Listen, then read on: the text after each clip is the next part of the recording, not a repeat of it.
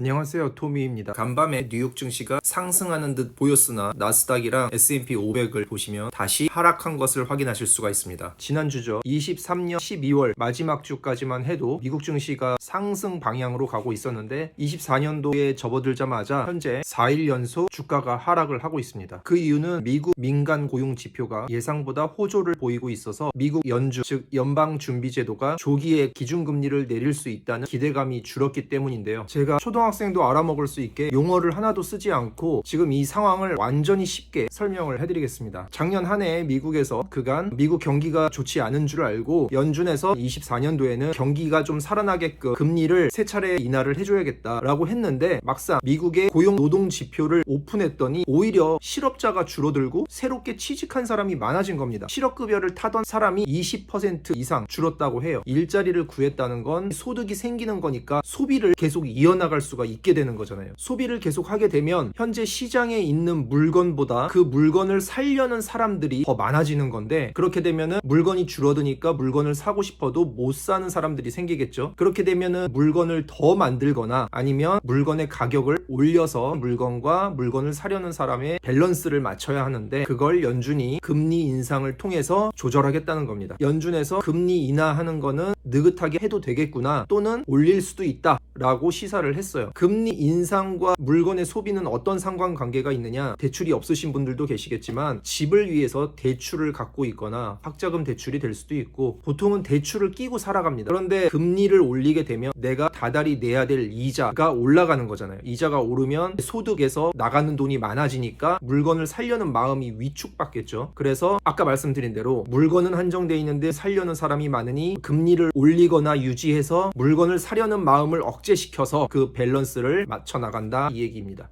그러면 주식은 왜 그거와 무슨 상관이 있길래 주식은 떨어질까요? 금리가 오르게 되면 어쨌든 내가 이자로 내야 될 돈이 많아지는 거잖아요. 내가 돈에 여유가 있으면 주식 투자도 하고 부동산 투자도 할 텐데 내야 될 이자가 많아지니까 여유가 없어지는 겁니다. 투자에 대한 생각이 없어지는 거죠. 그러면 사람들이 투자를 하지 않으려고 하니까 주식의 가치는 상대적으로 떨어지는 겁니다. 실업자가 줄어들고 취직을 많이 했어요. 그거는 긍정적인 방향인데 그로 인해서 주식은 떨어지는 상반되는 결과를 가져오는 겁니다. 오늘 밤은 어떻게 미국 증시가 진행이 될지 지켜봐야 될 것 같습니다.